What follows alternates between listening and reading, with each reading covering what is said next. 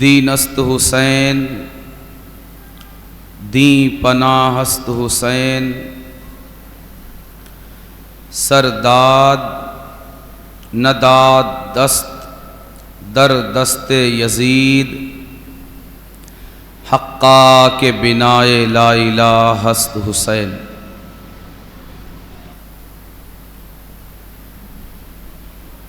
اللہ رب ذوالجلال کا برا کرم احسان اور اس کی عطا کہ اس نے پھر بارگاہ امام میں آپ کی درسگاہ سے کوئی سبق اور کوئی درس حاصل کرنے کے لیے ہمیں اس جگہ حاضری کا موقع عطا فرمایا۔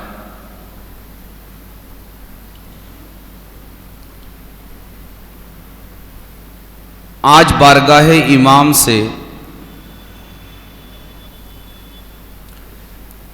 جو سبق ہمیں ملنے والا ہے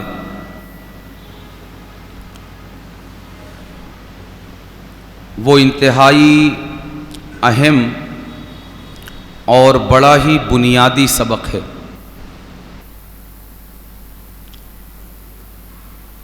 ایسا بنیادی سبق کہ جو دنیا کے لیے بھی اور آخرت کے لیے بھی، مسلمانوں کے لیے بھی اور جو مسلمان نہیں ہیں ان کے لیے بھی یکساں مفید، یکساں طور پر اہم اور یکساں طور پر کارگر ہے۔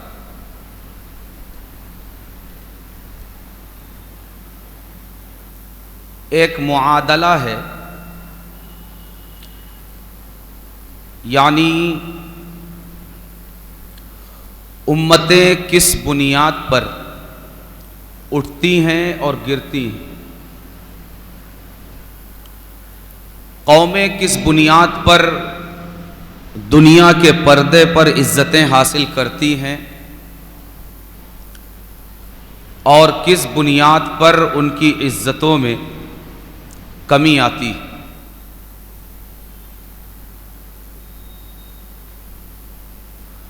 اس کو اگر آسان اور مختصر کلمات میں اگر عرض کیا جائے تو وہ چیز قوموں کی صلاحیت اور قوموں کی ایبیلٹی اور چھمتا ہے، کہ قوموں کی جو صلاحیت ہوتی ہے، قوموں کی جو ایبیلٹی ہوتی ہے، یا اور آسان کر کے اسے یوں کہہ سکتے ہیں کہ قوم اور قوم کے افراد جو کچھ کر سکتے ہیں اور جس طرح کر سکتے ہیں اور جس لیول پر کر سکتے ہیں، اس کو ایبیلٹی اور صلاحیت کہتے ہیں، اور اسی کی بنیاد پر کسی بھی قوم کو دنیا کے نقشے پر عزتیں ملا کرتی ہیں۔ یعنی آپ جو پانا چاہتے ہیں اس کی صلاحیت، اس کی لیاقت، اس کی قابلیت آپ کے اندر ہے یا نہیں، اور آپ اس کے لیے ایبل ہیں یا نہیں۔ معمولی سے معمولی چیز میں انسان ایبیلٹی اور صلاحیت کو تلاش کرتا ہے۔ اگر آپ یہ پنکھا خریدنے کے لیے جاتے ہیں تو اس کی خریداری سے پہلے آپ کے ذہن میں یہ خیال ضرور آتا ہے کہ یہ گرمی کے موسم میں گرمی کے احساس کو دور کر پائے گا یا نہیں۔ اسی طرح ہر چیز کی صلاحیت، ایک ہے صلاحیت اور اس کے مقابلے میں ہے منصب، کرسی اور رتبہ۔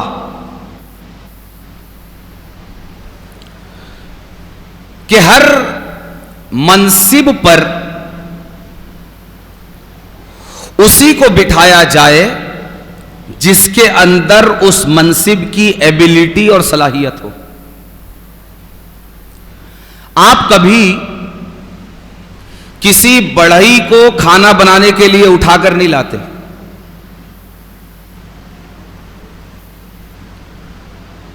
اور کوئی کرسی بنانے کے لیے کسی باورچی کو پکڑ کر نہیں لاتے۔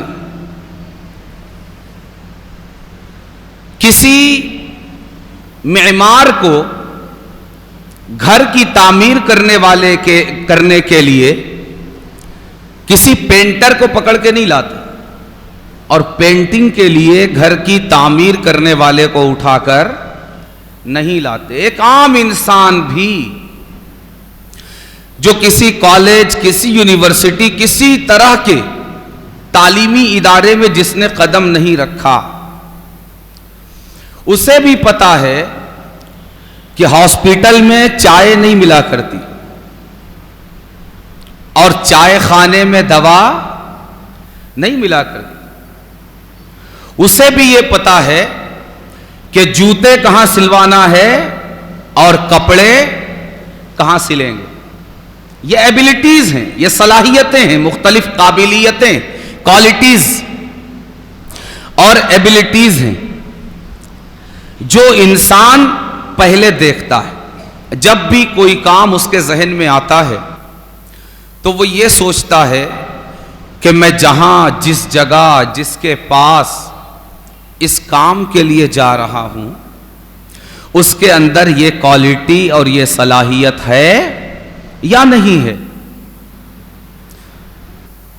خود انسان اپنے آپ میں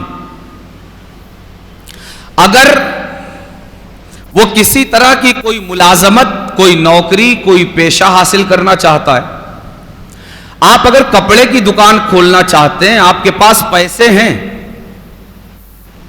پیسے بھی صلاحیت کا ایک حصہ ہیں، لیکن تجربہ بھی ہر میدان کا ایک بنیادی حصہ ہے صلاحیت کا۔ آپ کے پاس پیسے موجود ہیں لیکن آپ ڈائریکٹلی جا کے کپڑے کی دکان نہیں کھول دیتے، پہلے کیا کرتے ہیں؟ صلاحیت حاصل کرتے ہیں، قابلیت اس کام کے کرنے کی۔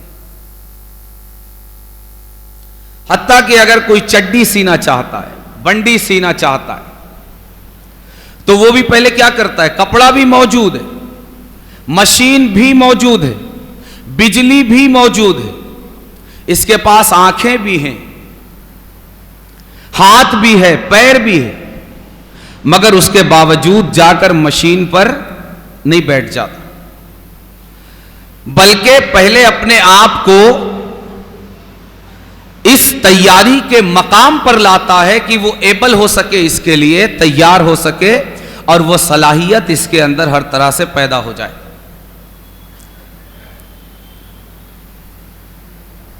مائیں ہیں، بچیوں کے دن جب شادی کے قریب آتے ہیں تو انہیں ایک خاص طرح کی تیاری کے راستے پر ڈال دیتے۔ روٹی پکانا آتا ہے یا نہیں؟ چولہا ہانڈی کرنا آتا ہے یا نہیں؟ جھاڑو پوچھا کرنا آتا ہے یا نہیں؟ کچن کی ذمہ داریاں یہ سسرال جا کر انجام دے سکتی ہیں یا نہیں؟ بچوں کی تربیت کے حوالے سے ایبلٹیز اور کوالٹیز اس کے اندر موجود ہے یا نہیں؟ یہ الگ سی بات ہے کہ موجودہ حالات میں اس کا لیول اور اس کی کیفیت کیا ہے، اور یہ بھی الگ سی بات ہے کہ ہمارے معاشرے میں کسی حد تک لڑکیوں کو سسرال بھیجنے سے پہلے تیاری کے مرحلے سے گزارا جاتا ہے، مگر لڑکوں کو کبھی اس مرحلے سے نہیں گزارا جاتا کہ جب ایک بچی تمہارے گھر کی زینت بن کر آئے گی تو اس کو اور اس کا تمہیں کس طرح خیال رکھنا ہے. یہ ایک بڑا المیہ اور بہت مائنس پوائنٹ ہے ہمارے معاشرے کا کہ ہم اپنے لڑکوں کی تربیت نہیں کرتے. حتیٰ کہ لڑکا اگر شراب پیتا ہے تو بھی وہی بہتر ہے, جوا کھیلتا ہے تو وہ بھی وہی بہتر ہے, نہیں کماتا ہے تو بھی وہی بہتر ہے, اور بیوی کے ہاتھ پیر توڑتا ہے تو بھی وہی بہتر ہے. یہ المیہ ہے. مگر ہونا چاہیے کہ جس طرح ہمارے معاشرے میں کسی حد تک لڑکیوں کے اندر صلاحیت پیدا کرنے کی کوشش کی جاتی ہے, اسی طرح ہمارے معاشرے کے نوجوانوں کے اندر بھی صلاحیت پیدا کرنے کی کوشش کی جائے تاکہ ہماری معاشرتی زندگی جس پلسرات سے گزر رہی ہے اس کی سنگینی کم ہو اور غیروں کو ہنسنے اور اسلام کا مذاق اڑانے اور ٹھٹھا کرنے کا موقع ہماری بے تربیتی اور ہماری کم صلاحیتی جو غیروں کو فراہم کر رہی ہے وہ انہیں کم سے کم فراہم ہو. بہرحال صلاحیت یہ اپنے آپ میں بڑی بنیادی چیز ہے. قومیں اسی بنیاد پر ترقی کرتی ہیں اور اسی بنیاد پر پستی کا شکار ہوتی ہیں. آپ برانڈ ڈھونڈتے ہیں نا ہر چیز میں. اگر چشمہ لینا ہے, فریم لینا ہے, برانڈ چاہیے. جوتا لینا ہے, برانڈ چاہیے. آپ کو موزے لینے ہیں, برانڈ چاہیے. آپ کو کپڑے لینے ہیں, برانڈ چاہیے. ٹی شرٹ, پینٹ, ٹراؤزر لینا ہے, برانڈ چاہیے. ہر چیز کے حوالے سے آپ برانڈ ڈھونڈتے ہیں. کیوں؟ اس لیے کہ آپ کو یوں لگتا ہے کہ اس کو اعلیٰ صلاحیتوں کی بنیاد پر تیار کیا گیا ہے, کوالٹی کا زیادہ خیال رکھا گیا ہے اور ایبلٹی کا زیادہ لحاظ کیا گیا, اس لیے کوالٹی چاہیے. ہمیں الیکٹرانکس میں میڈ ان جاپان چاہیے. مسلمان ہے تو بھی جاپانی مشین ڈھونڈتا ہے, غیر مسلم ہے تو بھی جاپانی مشین ڈھونڈتا ہے, یہودی عیسائی جو بھی ہے وہ جاپانی مشین ڈھونڈتا ہے. کیوں؟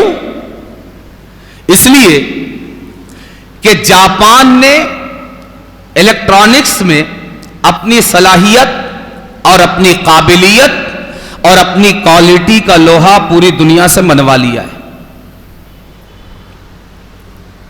کسی زمانے میں ساری دنیا ہماری صلاحیتوں کا بھی لوہا مانا کرتی تھی, لیکن آج کا جو منظرنامہ ہے اس کو دیکھ کر ہمیں ان باتوں پر یقین کرنے کے لیے ہمارے پاس کوئی راستہ نہیں ہے. ایک زمانہ تھا کہ ہر وہ چیز جو مسلمانوں کی طرف منسوب ہوا کرتی تھی, اہل عرب کی طرف منسوب ہوا کرتی تھی, اسے ساری دنیا قبول کرنے کے لیے مجبور ہوا کرتی تھی. جس طرح آج خاص کر مسلمان احساس کمتری کے جس مقام پر کھڑا ہوا ہے وہ یہ سوچتا ہے نا کہ یہ چیز اگر امریکہ سے آئی ہے تو واقعی کوئی تو بات ہوگی. امریکہ والے اگر ننگے بھی گھوم رہے ہیں تو وہ یہ سوچتا ہے کوئی نہ کوئی بات ضرور ہوگی, وہ جو ننگے گھوم رہے ہیں ترقی کا کوئی پہلو ہوگا, کوئی راز ہوگا جو مجھے نظر نہیں آ رہا ہے مگر ہوگا ضرور. یورپ والے اگر اس طرح چل رہے ہیں, اس طرح مسکرا رہے ہیں, اس طرح اٹھلا رہے ہیں, اس طرح کا ان کا پہناوا ہے, اس طرح کا ان کا لباس ہے, اس طرح کا ان کا کلچر ہے, کوئی خوبی ضرور ہوگی, کامیابی کا کوئی راز ضرور ہوگا. ترقی کا کوئی اس میں اثر ضرور ہوگا، کہیں نہ کہیں سے ترقی کا کوئی پیمانہ، کوئی معیار ضرور اس میں چھپا ہوا ہوگا۔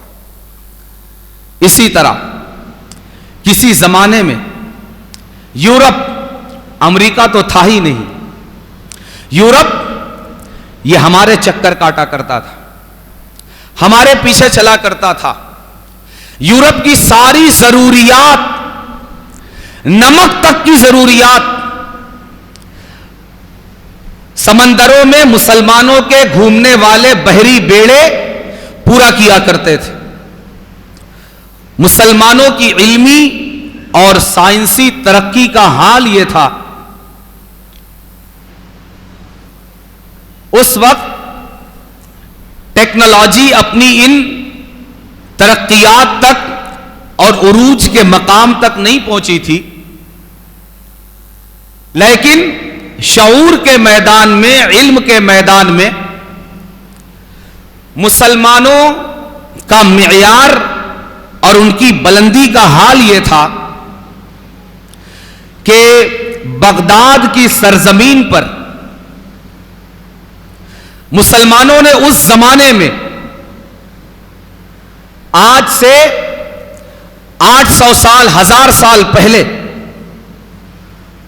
مسلمانوں نے اس طرح کے ہاسپٹل قائم کیے ہوئے تھے کہ جہاں باضابطہ، یعنی ٹھیک آج کے ترقی یافتہ جو اسپتال ہیں، اس طرح کی ساری سہولیات اس زمانے کے لیول پر وہاں موجود تھی کہ جس طرح آج ایک کامن وارڈ ہوتا ہے، جب ایک مریض کو لے جایا جاتا ہے وہاں چیک اپ ہوتا ہے، وہاں اسے چیک کر کے کس وارڈ میں ڈالا جائے اور کس فیکلٹی میں اسے ڈالا جائے وہاں طے کیا جاتا ہے، اس کے بعد اسے اس وارڈ میں ڈالا جاتا ہے۔ یہی نہیں، اس کے لیے گرم ٹھنڈے پانی کا انتظام، خاص کپڑوں کا انتظام، اس کے لیے خاص خوراک کا انتظام، حتیٰ کہ جب وہ علاج پا کر شفا یاب ہو کر ان اسپتالوں سے نکلتا تو جتنے دن یہ پرہیز کا کھانا کھائے گا، جتنے دن کام پر نہیں جا سکے گا، جتنے دن یہ اپنی اولاد کے لیے کمائی نہیں کر سکے گا، اتنے دن کا اس کے خوراک کا انتظام اسے ساتھ میں دے دیا جاتا تھا کہ اتنے دن کا تمہارا خرچہ، تمہاری اولاد کا خرچہ، تمہاری ضروریات زندگی۔ آپ کو تعجب ہوگا کہ جب مسلمانوں نے بغداد میں ایک ہاسپٹل کا قیام کرنا چاہا تو خلیفہ نے اس وقت کے مسلمان دانشوروں اور اہل علم سے کہا کہ تم ایک ایسی جگہ کا انتخاب کرو جو اسپتال کے قائم کرنے کے لیے سب سے بہتر ہو۔ آپ کو پتا ہے کہ شاید آج اسپتالوں کے قیام کے لیے ایسی جگہ کا انتخاب اس ترقی یافتہ دور میں بھی نہیں کیا جاتا کہ کس جگہ پر اسپتال قائم کیا جائے۔ آج اسپتال قائم کرنے کے لیے اگر جگہ کا انتخاب کرنا ہو تو یہ دیکھا جاتا ہے کہ بیمار کہاں زیادہ ہیں، مریض کہاں زیادہ ہے۔ یہ بھی ایک پیمانہ ہو سکتا ہے اگر اس کے پیچھے یہ نیت ہو کہ ہاسپٹل مریضوں کے قریب پہنچ جائے، لیکن اس کے پیچھے یہ نیت نہیں ہوتی۔ نیت کیا ہوتی ہے کہ بزنس کہاں سے زیادہ ملے گا، آوک کہاں سے زیادہ ہوگی۔ جہاں بیمار زیادہ ہوں گے، جہاں مریض زیادہ ہوں گے، جہاں گندگی زیادہ ہوگی وہاں سے مریض زیادہ ملیں گے، جہاں سے مریض زیادہ ملیں گے وہاں سے ہاسپٹل کو آوک زیادہ ہوگی۔ آج کے اس ترقی یافتہ دور میں جہاں انسان اپنی اخلاقیات پر فخر کرتے ہوئے نہیں تھکتا، وہ اپنی ترقیات پر فخر کرتے ہوئے نہیں تھکتا، اپنے علم کی بلندی اور فکر و شعور کی بلندی پر غرور اور گھمنڈ کرتے ہوئے نہیں تھکتا، آج کے اس ترقی یافتہ دور میں بھی جب کوئی ہاسپٹل قائم کرنے جاتا ہے تو اس کے نزدیک جگہ کے انتخاب کا معیار یہ ہوتا ہے جو میں نے عرض کیا. مگر مسلمانوں کی شان تھی کہ جب خلیفہ نے یہ حکم دیا کہ ایسی جگہ کا انتخاب کیا جائے جہاں ہاسپٹل قائم کیا جائے, تو یہ نہیں دیکھا گیا کہ گندگی کہاں زیادہ ہے, یہ نہیں دیکھا گیا کہ مریض کہاں زیادہ ہیں, یہ نہیں دیکھا گیا کہ بیمار کہاں زیادہ ہیں, بلکہ یہ دیکھا گیا کہ مریض جہاں آ کر جلد از جلد شفا یاب ہو جائے اس جگہ کا انتخاب کیا جائے. پر فضا مقام ہو, ہریالی زیادہ ہو, سبزہ زیادہ ہو, جہاں انسان کو کھلی ہوا زیادہ ملے, آکسیجن اور صاف ستھری ہوا ملے, ایسے مقام کا انتخاب کیا جائے. کیوں؟ اس لیے کہ اسلام جب مسلمان کو ڈاکٹر بناتا ہے تو ڈاکٹر بنانے سے پہلے ایک انسان اور ایک مسلمان بناتا ہے, تاکہ وہ ڈاکٹر بننے کے بعد قصائی نہیں بلکہ ایک انسان بن کر خلق خدا کی خدمت کرے.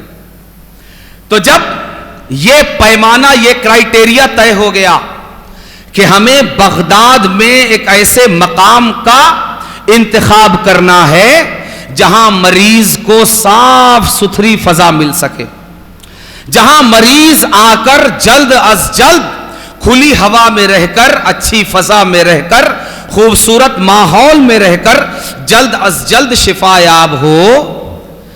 آپ کو تعجب ہوگا مسلمانوں کی فکر, ان کے شعور اور انداز تدبر پر. کاش وہ دن لوٹ آئیں. مسلمان دانشوروں نے یہ کیا کہ بغداد کے مختلف حصوں میں گوشت کے لوتھڑے لٹکا دیے. بغداد کے مختلف حصوں میں گوشت کے لوتھڑے لٹکا دیے گئے. گوشت کے لوتھڑے کیا کریں گے؟ کیا کریں گے؟ مسلمان گوشت صرف کھانا پسند نہیں کرتا, بلکہ مسلمانوں کی تاریخ میں اس کے اور بھی بہت سارے رخ ہیں. جب گوشت کے لوتھڑے لٹکا دیے گئے اور وہ بھی ایک ہی عمر کے جانوروں کے اور ایک ہی جگہ کے گوشت کو, مثال کے طور پر اگر وہ بھینس ہے تو بھینسوں کا ہی گوشت, اور اگر ران ہے تو ہر جگہ ران لٹکا دی گئی. ران جانتے ہیں کہ نہیں آپ لوگ؟ کوئی میں ایسا اجنبی ورڈ تو نہیں بول رہا ہوں, ران جانتے ہیں؟ الحمدللہ. ران لٹکا دی گئی مثال کے طور پر بغداد کے مختلف مقامات پر, اور لٹکا کے اسے چھوڑ دیا گیا. شاید اگر اس زمانے میں یورپ دیکھتا اور امریکہ اگر دیکھتا تو وہ مسلمانوں کو پاگل کہتا. جب مسلمان گوشت کے یہ لوتھڑے مختلف مقامات پر لٹکا رہے تھے, مگر ایک خاص مدت کے بعد جب مسلمانوں نے گوشت کے اس لوتھڑے کو لٹکا کر اتارنے کا موقع آیا, اور جب گوشت کے اس لوتھڑے کو بغداد کے مسلمان دانشوروں نے ان کے مقامات سے اتارا اور بادشاہ کو یہ فیصلہ سنایا کہ ہمیں ہاسپٹل کس جگہ قائم کرنا ہے, تو شاید مسلمانوں کا یہ فیصلہ سن کر آج کے امریکی اور یورپی دانشوروں کی بھی آنکھیں تعجب اور حیرت سے پھٹی کی پھٹی رہ جاتی. جب ایک عرصہ اور ایک مدت گزر گئی اور مسلمان دانشوروں نے مختلف مقامات پر لٹکائے ہوئے گوشت کے لوتھڑے اتارے, اور گوشت کے لوتھڑے اتارنے کے بعد وہ خلیفہ کے پاس پہنچے اور خلیفہ کو اپنا یہ ایک اتفاقی فیصلہ سنایا کہ ہمیں ہاسپٹل کے لیے جگہ مل گئی، ہم نے انتخاب کر لیا۔ خلیفہ نے پوچھا وہ جگہ کہاں ہے؟ کہا فلاں مقام پر۔ کہا تم نے انتخاب کیسے کیا؟ کہا گوشت کے لوتھڑے لٹکا کر۔ کہا گوشت کے لوتھڑے لٹکا کر کیا مطلب؟ کہا ہم نے ایک ہی طرح کے جانوروں کے ایک ہی مقام کے گوشت کے لوتھڑوں کو بغداد کے مختلف علاقوں میں ٹانگ دیا، جہاں کا گوشت سب سے اخیر میں سڑا ہم نے اسی جگہ کا انتخاب کر لیا، اس لیے کہ وہ مقام کہ جہاں پر گوشت کے سڑنے میں سب سے زیادہ وقت لگا، وہ مقام انسانی صحت کے لیے اور انسانی بدن کے لیے سب سے زیادہ پرفضا مقام، اور جہاں گوشت جلدی سڑ گیا وہ مقام انسانی جسم کے لیے، انسانی بدن کے لیے ہانیکارک ہے، صحت افزا مقام نہیں ہے، بدن افزا مقام نہیں ہے، تندرستی دینے والا پرفضا مقام نہیں ہے۔ لیکن جہاں کی فضا نے گوشت کو جلدی خراب نہیں کیا، اس سے یہ پتا چلا کہ وہاں کی ہوا میں، وہاں کی فضا میں، وہاں کے ماحول میں کچھ ایسا ہے جو انسانی بدن کے لیے کوآپریٹو ہے، اس کے لیے مفید ہے، اس کے لیے زندگی بخش ہے، اس کے لیے فرحت بخش ہے۔ مسلمانوں کی تاریخ یہ سطریں بھی ہمیں پڑھنے کا موقع اپنے اوراق میں دیتی ہیں۔ ہم آج جیسے نہیں تھے، ہمیشہ ہم ہمیشہ آج کی طرح نہیں تھے۔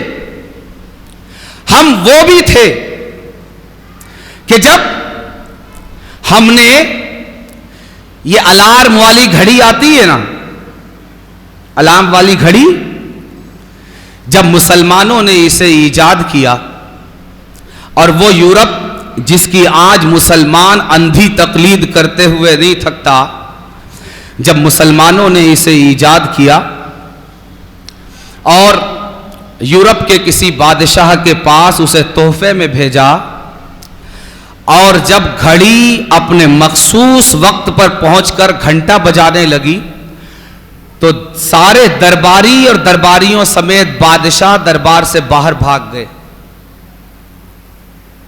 کیوں؟ کہا کہ اس ڈبے میں کوئی بھوت بیٹھا ہوا ہے، اس ڈبے میں کوئی بھوت بیٹھا ہوا ہے۔ یہ تاریخ بھی ہماری تھی، صلاحیتوں کے ان مقام پر بھی ہم کبھی فائز تھے، یہ ایبیلٹیز اور یہ کوالٹی بھی ہمارے اندر تھی، مگر جب ہم نے ان صلاحیتوں پر توجہ دینا بند کر دیا، کیسے بند کیا؟ ہم نے اس طرح بند کیا، آج بھی ہم اس کے نظارے دیکھ سکتے ہیں۔ ہمارے یہاں اگر الماری کا کاروبار اگر ہم کرتے ہیں، کسی زمانے میں اگر ہم وہ 5-6 ہزار کی بیچتے تھے تو اپنے ہی بھائی سے کمپٹیشن کر کے آج ہم اسے 2500 اور 2700 میں بیچنے لگے۔ ہم نے کیا کیا؟ ظاہر ہے 2500 کی بیچنے کے لیے پھر ہمیں یہ کرنا پڑے گا کہ اس کی کوالٹی پر دھیان نہیں دینا پڑے گا۔ وہ الماری جسے اٹھانے کے لیے 4 لوگ لگتے تھے، آج ایک آدمی بھی اسے بآسانی اٹھا سکتا ہے۔ مزید ہاں، ہم اس کی کوالٹی تو نہیں بڑھائیں گے، گراہک کو دھوکہ دینا ہے اگر تو اس کے پیروں میں بولڈر اور پتھر ضرور ڈال دیں گے۔ آج ہماری کوالٹی یہ ہے، آج ہماری صلاحیت یہ ہے، اسی لیے آج دنیا کا کوئی بھی انسان ہمارا نام لے کر کوئی چیز خریدنے کے لیے ہمارے علاقوں میں نہیں آتا۔ بریانی کھانے آئے گا، کہ بریانی کھانا ہے مومن پورا چلو، جہاں ایمان والے رہتے ہیں، جہاں ایمان والے رہتے ہیں وہاں بریانی اچھی ملتی ہے۔ لیکن تعلیم کے لیے مومن پورا چلو، اچھی اسکول کے لیے مومن پورا چلو، اچھے کالج کے لیے مومن پورا چلو، اچھے ادارے کے لیے مومن پورے چلو، اچھے کپڑوں کے لیے، اچھی سلائی کے لیے، صحت مند کھانے کے لیے، صحت مند آب و ہوا کے لیے، صحت مند با اخلاق ماحول کے لیے، اس کے لیے کوئی مومن پورا نہیں آئے گا۔ آج حسین کربلا سے جو درس ہمیں دینا چاہتے ہیں وہ یہی ہے کہ اپنی صلاحیتوں کو بڑھاؤ، اپنی صلاحیتوں کو بڑھاؤ۔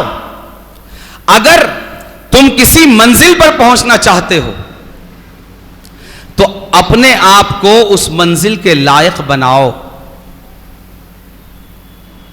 آپ کے یہاں اگر کوئی مزدور کام کرنے آتا ہے نا تو آپ کے ذہن میں فوراً یہ آتا ہے کہ یہ اس کام کو انجام دے سکے گا یا نہیں، آتا ہے نہیں آتا، کہ یہ اس کام کو انجام دے پائے گا یا نہیں۔ یعنی آپ کام بعد میں لیتے ہیں، کام بعد میں دیتے ہیں، پہلے کیا دیکھتے ہیں؟ صلاحیت دیکھتے ہیں۔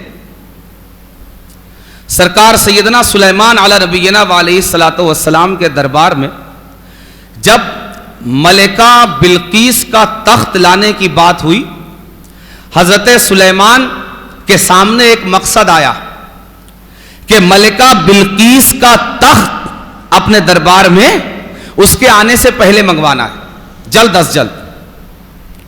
ایکم یاتینی بعرشہا قبل ان یاتونی مسلمین، کہ تم میں سے کون ہے جو بلقیس کے تخت کو اس کے آنے سے پہلے پہلے لا کر میرے پاس پہنچا دے۔ جواب کیا آیا؟ سامنے والے نے اپنی صلاحیت کا اظہار کیا، انا آتی کا بھی قبل ان یرتد الیک طرفک، میں اسے لا سکتا ہوں اس سے پہلے کہ آپ کی پلک جھپکے، پلک جھپکنے سے پہلے میں لا سکتا ہوں۔ صلاحیت، جب اس نے صلاحیت کا اظہار کیا حضرت سلیمان نے اس کے ذمہ کام لگا دیا کہ ہاں لے آؤ۔ تو صلاحیت پہلے ہوتی ہے اور ذمہ داری، منصب اور کرسی یہ بعد میں ملتی ہے۔ نبی کریم صلی اللہ علیہ وآلہ وسلم نے اپنے اصحاب کی صلاحیتیں بیان فرمائی، فرمایا ارحم امتی لامتی ابو بکر، میری امت میں، میری امت کے لیے سب سے زیادہ مہربان ابو بکر ہے۔ یعنی سیدنا ابو بکر کے اندر یہ صلاحیت، یہ کوالٹی ہے کہ وہ میری امت کے لیے سب سے زیادہ رحم دل ہے۔ اور فرمایا وَأَشَدُّهُمْ فِي أَمْرِ اللَّهِ عمر، اور میری امت میں اللہ کے احکام کے لیے سب سے زیادہ سخت تر عمر ہے، کہ عمر کے اندر یہ صلاحیت ہے کہ وہ رب کے احکام اور فرامین پر عمل کرنے اور کروانے میں سب سے زیادہ سخت گیر ہے۔ وَأَحْيَاهُمْ عثمان، اور میری امت میں سب سے زیادہ حیا والا عثمان ہے، کہ عثمان میں یہ صلاحیت، یہ کوالٹی اللہ نے رکھی ہے کہ اس کے اندر سب سے زیادہ حیا کا مادہ اللہ نے رکھ دیا ہے۔ فرمایا وَأَقْضَاهُمْ عَلِي، اور میری امت میں سب سے بہتر، سب سے صحیح اور سب سے درست فیصلہ کرنے والا علی ہے، کہ اللہ نے علی کے اندر یہ صلاحیت، یہ علم، یہ حکمت، یہ معرفت رکھ دیا ہے کہ وہ جو فیصلہ کرتے ہیں وہ سب سے زیادہ صائب، سب سے زیادہ درست اور سب سے زیادہ حق پسند ہوتا ہے۔ اسی طرح فرمایا سرکار سیدنا امام حسن کے تعلق سے، ابنی ھذا سید ولعل اللہ ان یصلح بہ بین فئتین من المسلمین، کہ میرا یہ بیٹا سید ہے، سردار ہے، اور اللہ تبارک و تعالی کی ذات سے یقین ہے کہ وہ اس کے ذریعے مسلمانوں کے دو گروہ میں، دو پارٹیوں میں صلح کروائے گا، کہ اللہ نے حسن میں امت کو ایک نقطے پر متحد کر دینے کی صلاحیت رکھی۔ یہ ایبلٹی اور کوالٹی ہے حسن کی۔ اسی طرح سرکار سیدنا امام حسن اور امام حسین کے بارے میں فرمایا، الحسن والحسین سیدہ شباب اہل الجنہ، کہ حسن اور حسین یہ جنتی نوجوانوں کے سردار ہیں، یعنی حسن اور حسین کے اندر یہ صلاحیت اور یہ کوالٹی ہے کہ یہ دنیا میں رہتے ہوئے اپنی اسی عمر میں آج جنتی نوجوانوں کے سردار ہیں۔ علی کے بارے میں فرمایا، الحق مع علی وعلی مع الحق، حق علی کے ساتھ ہے اور علی حق کے ساتھ ہے، یعنی علی کے اندر یہ صلاحیت اور یہ کوالٹی ہے کہ علی کبھی ناحق کے ساتھ کھڑا ہو ہی نہیں سکتا، بلکہ علی جہاں ہوں گے حق وہی ہوگا اور حق جہاں ہوگا وہیں علی ہوں گے۔ فرمایا النظر الی وجہ علی عبادہ، کہ علی کی طرف دیکھنا یہ عبادت ہے، یعنی علی کے چہرے میں اللہ نے یہ صلاحیت رکھ دی ہے کہ جب جو بھی علی کی طرف نظر کرے گا، علی کی طرف دیکھنے سے اسے خدا یاد آ جائے گا، اور خدا کو یاد کرنا، ذکر خدا کرنا، یہ خدا کی عبادت ہے۔ اس لیے جو علی کو دیکھے گا اسے خدا یاد آ جائے گا۔ نبی کریم صلی اللہ علیہ وآلہ وسلم نے یہ صلاحیتیں بیان فرمائی۔ امام حسین کربلا کے میدان سے کربلا کا بنیادی پیغام دے رہے ہیں کہ منصب دینے سے پہلے، کرسی دینے سے پہلے، کام دینے سے پہلے، ذمہ داری دینے سے پہلے صلاحیت کو ضرور دیکھنا۔ کیوں؟ اس لیے کہ یہ کربلا صرف اسی بنیاد پر بپا ہوا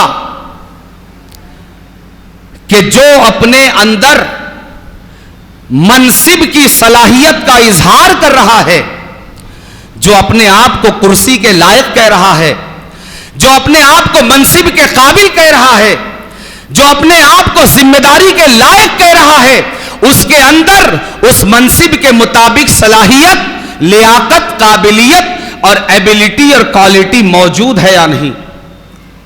اگر یہ صلاحیت موجود ہو تو ابو بکر کو بھی خلیفہ مانا جا سکتا ہے، اگر خلافت کی صلاحیت موجود ہو تو عمر کو بھی خلیفہ مانا جا سکتا ہے، اگر یہ صلاحیت موجود ہو تو عثمان کو بھی خلیفہ مانا جا سکتا ہے، اگر یہ صلاحیت موجود ہو تو علی کو بھی خلیفہ مانا جا سکتا ہے، اگر یہ صلاحیت موجود ہو تو حسن کو بھی خلیفہ راشد مانا جا سکتا ہے۔ لیکن اگر یزید کے اندر یہ صلاحیت نہیں ہے تو پھر حسین کبھی یہ نہیں کر سکتا کہ یزید اگر صحابی کا بیٹا ہوتا رہے، مگر حسین یہ قبول نہیں کر سکتا کہ یزید خلافت کا دعویٰ کرے اور اس کے اندر وہ صلاحیت نہ ہو اور حسین اس کے ہاتھ پر بیعت کر کے اسے خلیفہ تسلیم کر لے۔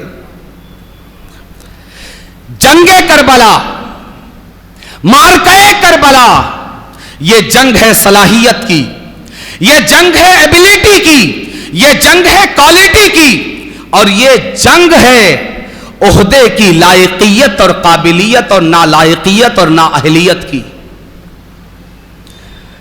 حسین صرف ایک مقصد ہے کربلا کا، ایک مقصد کہ یزید کے اندر اہلیت ہے یا نہیں۔ حسین، ہم اپنی دنیا کے معاملات میں صلاحیت تو بہت کچھ دیکھ لیتے ہیں دنیا کے معاملات میں، مگر دین کے معاملات میں ہم نے صلاحیت دیکھنا بالکل بند کر دیا ہے۔ ہم دنیا کے میدان میں کسی حد تک کوالٹی پسند ہیں، لیکن دین کے میدان میں ہم نے صلاحیت دیکھنا، قابلیت دیکھنا بالکل بند کر دیا ہے۔ بلکہ ہم یہ سمجھتے ہیں کہ اگر کسی نے کہا، بلکہ کون کہتا ہے؟ بڑے بڑے ذمہ دار۔ اسی لیے کربلا کو مقصد کے ساتھ، اس کے درس کے ساتھ، کربلا سے اٹھنے والے سبق کے ساتھ سمجھنا اور سننا ضروری ہے۔ کربلا کو صرف بطور واقعہ سننے سے وہ فائدہ نہیں ہوگا جو حسین ہمیں پہنچانا چاہتے ہیں۔ آج دین کے میدان میں آپ صلاحیتیں دیکھیں کہ دین کے میدان میں بہت ایسا ہوتا ہے کہ اگر کوئی نئے امام صاحب آئے تو آپ جہاں سے امام صاحب کو لا رہے ہیں، اگر وہ موٹے چوڑے ہیں، امامہ وغیرہ اچھا باندھتے ہیں، بڑا کلگی وغیرہ لمبی ہے، جو جس ادارے سے آپ ان کو لا رہے ہیں وہ آپ کو، وہ اگرچہ پہلی دوسری جماعت پڑھے ہوئے ہوں، مگر آپ کو یہ بول کر ٹکا دیں گے مفتی صاحب۔ کیا بول کے ٹکائیں گے؟ مفتی صاحب۔ اب آپ ساری زندگی ان کو مفتی صاحب سمجھتے رہیے اور اپنے دین کا بارہ بجواتے رہیے۔ یعنی دین کے میدان میں جو اس وقت سب سے چھوٹا لقب ہے، سب سے چھوٹا لقب مفتی صاحب، اس سے چھوٹا اگر آپ نے کسی کو کہہ دیا تو پھر وہ قابل برداشت نہیں۔ یعنی لقب کیا بتاتا ہے؟ اس کو اس طرح دیکھیے، لقب کیا بتاتا ہے؟ لقب یہ بتاتا ہے کہ اس کے اندر یہ صلاحیت موجود ہے۔ اگر آپ کسی کو ڈاکٹر کہتے ہیں، کیا مطلب؟ یعنی وہ آپ کا علاج کر سکتا ہے۔ اگر کسی کو آپ سول انجینئر کہتے ہیں، کیا مطلب؟ وہ آپ کے گھر کی تعمیر میں آپ کو ڈائریکشن دے سکتا ہے۔ اگر کسی کو آپ ٹیچر کہتے ہیں، کیا مطلب؟ وہ آپ کو تعلیم دے سکتا ہے۔ یعنی دنیا کے میدان میں بھی آپ کو کسی حد تک کوالٹی مل جائے گی، مگر دین کے میدان میں وہ کون سا لقب ہے جو مسلمانوں، خاص کر سنیوں کے یہاں موجود نہیں؟ کوئی لقب ہے؟ آپ کوئی لقب لیں، میں بتاتا ہوں۔ شیر موجود ہے، چیتا موجود ہے، بھالو موجود ہے۔ کتنے ہیں جو اسلام کے شیر ملیں گے؟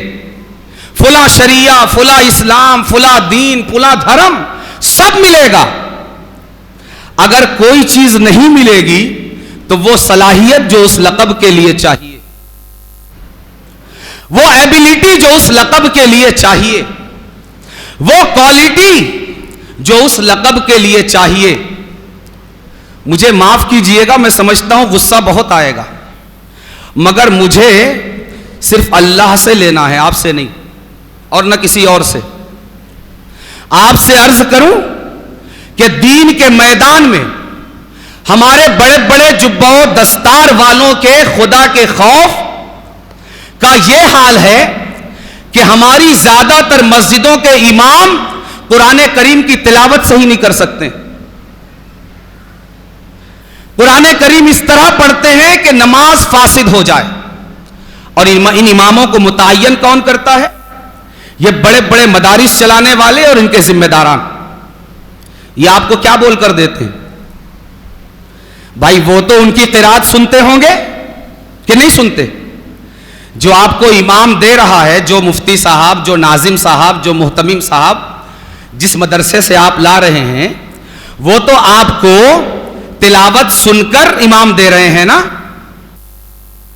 مگر جب دین کربلا کا سبق بھول جاتا ہے، جب دین اور دیندار اور دین کے ذمہ دار اور دین کے ٹھیکیدار جب کربلا کے واقعات کو 10 روزہ پروگرام میں اسٹیج پر بیٹھ کر بطور واقعہ مسلمانوں کو سنا کر، مسلمانوں کو سلانے اور اس کی قیمت پر نذرانے بٹورنے کی کوشش کرتے ہیں، تو پھر دین کا انجام یہی ہوتا ہے.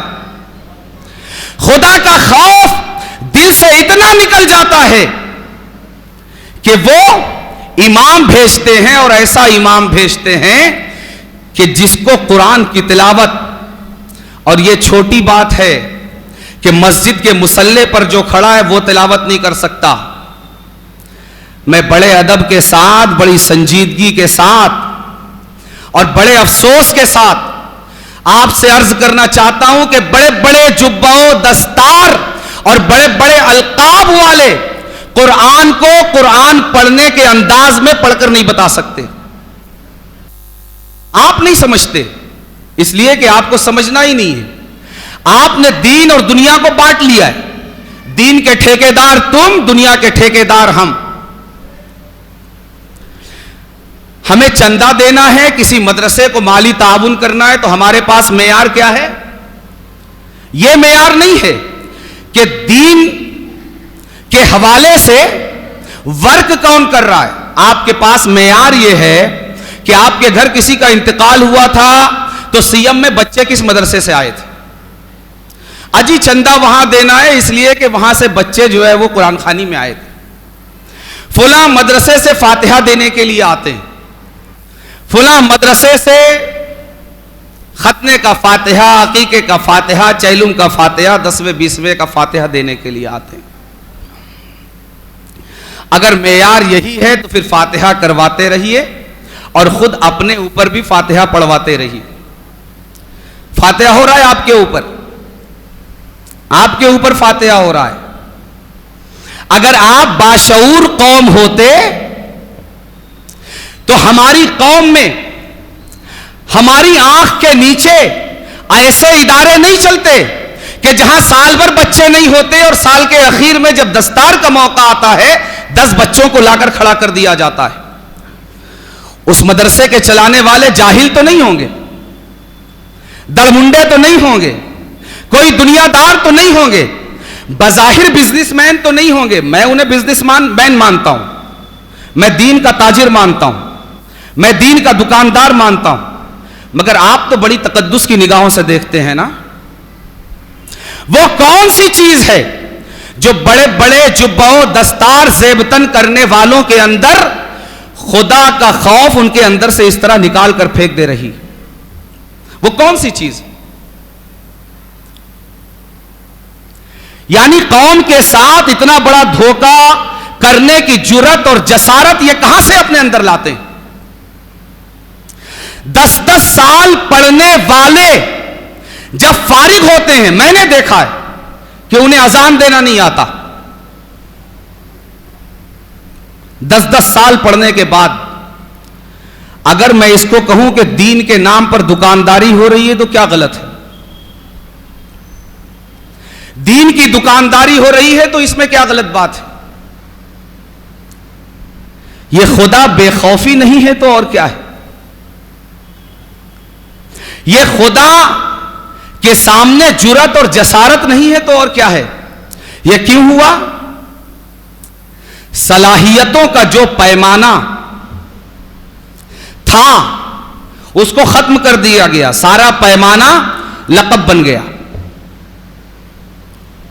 اسٹیج جب سجتے ہیں 5-10 ہزار روپے پر ایک اناؤنسر بلایا جاتا ہے، ظاہر ہے اس کو نذرانہ کب ملے گا؟ جب وہ زمین و آسمان کے قلابے ملائے گا، یہ تو اسلام کے شیر ہیں، یہ تو فلاں جگہ کے بھالو ہیں، فلاں جگہ کے چیتا ہیں، وہ ملا دیتا ہے. اور آپ کے پاس معیار یہ ہے کہ وہ بالکل جملے سے جملہ ملا کر 10 منٹ تک کس نے بولا، سب سے بڑا علامہ تو وہی ہے. اجی جملے سے جملہ ملا کر مودی جی سے بڑا بولنے والا کوئی ہے تو اپنے دین کا مقتدا انہی کو بنا لیجئے. جملہ بازی اگر آپ کے نزدیک معیار ہے، یہ کیوں ہوا؟ صلاحیتیں غائب ہو گئیں اور لقب نے اس کی جگہ لے لی. میں اپنے اطراف کی بات کر رہا ہوں، دور کی نہیں. اور آپ کو جگانا چاہتا ہوں اس لیے کہ دین کا ذمہ ہم سب کے کاندھوں پر ہے. یہ آپ نے چھوڑا ہے، اللہ آپ کو نہیں چھوڑے گا. آپ اگر یہ سمجھتے ہیں کہ دین کے حوالے سے ہمارے کاندھوں پر کوئی ذمہ داری نہیں ہے، یہ آپ کی نادانی ہے. اللہ آپ کو نہیں چھوڑے گا. اللہ آپ سے پوچھے گا اور اللہ آپ کو پکڑے گا. اگر اللہ دین کے ایک منصب کے تعلق سے حسین کو یہ احساس ہے کہ میں نے اگر اس منصب پر کسی نااہل کو بیٹھنے کی اجازت دے دی تو اللہ مجھ سے پوچھے گا. تو یہ امامت دین کے اسی منصب کا ایک چھوٹا حصہ ہے. مدرسے میں تدریس دین کے اسی منصب کا ایک چھوٹا حصہ ہے. بہترین بزنس بن گیا کہ ایک مدرسہ بنائیے، آپ کو کچھ بھی نہیں لگانا ہے، کچھ بھی، ایک پیسہ. آپ کو صرف قوم کے درمیان یہ اعلان کر دینا ہے فلاں جگہ مدرسہ قائم کرنا ہے، خلاص. قوم کو بیٹھے بٹھائے جنت چاہیے. جوا کھیلے اس کی آوک پر بھی جنت ملنی چاہیے. شراب پیے اس کی آمدنی پر بھی جنت ملنی چاہیے. جو کرے جنت فری میں چاہیے.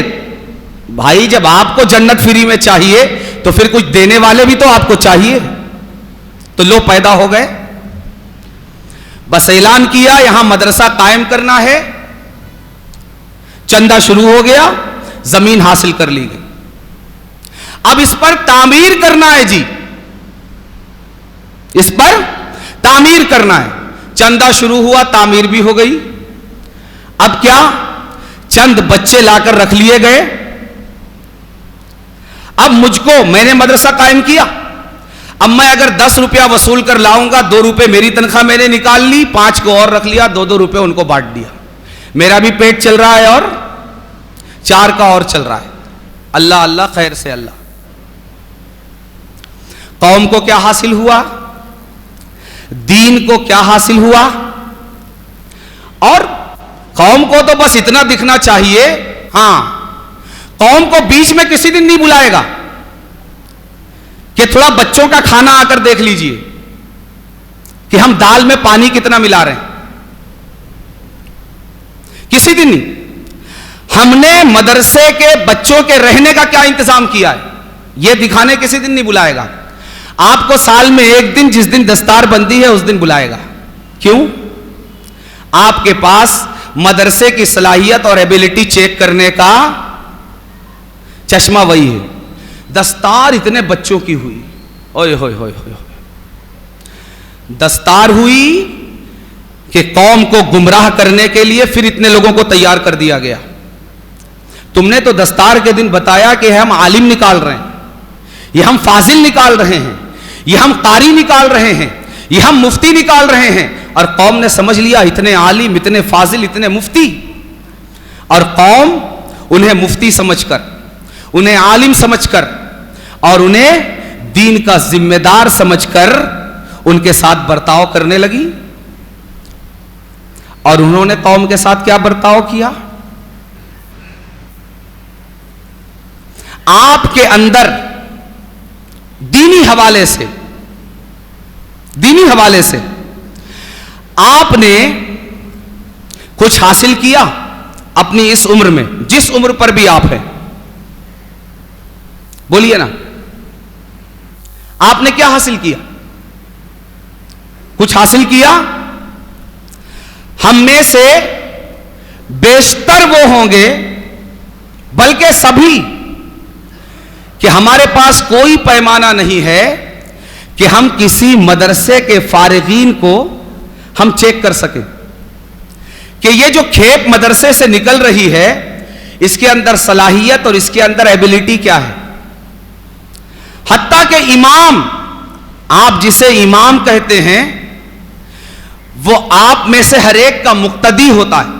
آپ کو پتا ہے ہر سیٹ کا دبیل، اگر وہ اس سیٹ کی دکان میں جا کر نہ بیٹھے تو اسے کل اپنی امامت کے حوالے سے ڈر لگتا ہے، اپنے نذرانے کے حوالے سے ڈر لگتا ہے، اپنی آمدنی کے حوالے سے ڈر لگتا ہے۔ یہ کیوں؟ اس لیے کہ کربلا کو صرف ہم بطور واقعہ سنتے آ رہے ہیں۔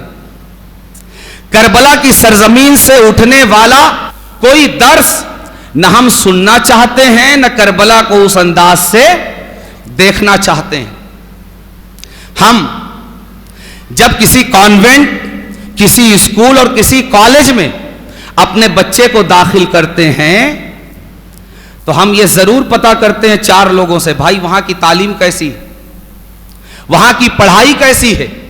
مگر جب مدرسے میں داخل کروانا ہوتا ہے تو کیا کرتے ہیں؟ جو بچہ مارنے کے باوجود، پیٹنے کے باوجود اسکول نہیں جا رہا ہے، تب ہم یہ فیصلہ کرتے ہیں اس کے بارے میں کہ بھائی اب ہم چاہتے ہیں کہ اس کو مدرسے میں ڈال دیں۔ گویا مدرسہ نہیں ہوا، جیل ہوئی، جہاں یہ جا کر سدھر جائے گا۔ تو اب آپ تو شاید اسی کو غنیمت جانیں گے کہ بھائی جان چھوٹی، روزانہ پریشان کرتا تھا، کم از کم ایک جیل میں جا کر بند تو ہو گیا۔ دوستوں، ہمیں صلاحیتوں کی بنیاد پر منصب طے کرنا پڑے گا۔ صرف داڑھی، ٹوپی، جبہ و دستار کی بنیاد پر کسی کو تسلیم نہیں کیا جا سکتا۔ اگر جبہ و دستار کی بنیاد پر تسلیم کیا جا سکتا تو پھر ایک جبہ و دستار والے غریب نواز نے 90 لاکھ غیر مسلموں کو مسلمان کیا۔ یہ 90 لاکھ جبہ و دستار والے 1 لاکھ غیر مسلموں کو کیوں مسلمان نہیں کر پا رہے ہیں؟ وجہ کیا ہے؟ وجہ کیا ہے؟ وجہ یہ ہے کہ دین یہ خدمت سے پھیلتا ہے، تجارت سے نہیں، بزنس سے نہیں۔ طرفہ تماشا یہ ہے کہ دین کے نام پر تجارت اور بزنس کو یہ باور کروانے کی کوشش کی جاتی ہے ہم دین کی خدمت کر رہے ہیں۔ دین کی خدمت یہ ہے جو حسین نے کی ہے، دین کی خدمت یہ ہے جو حسین نے کی ہے۔ قوم سے لیا کچھ نہیں اور دیا سب کچھ۔ آج کون ہے جو دین کے نام پر ہمیں دے رہا ہے؟ بڑے سے بڑا جو لقب آپ کے پاس ہو مجھ کو بتائیے۔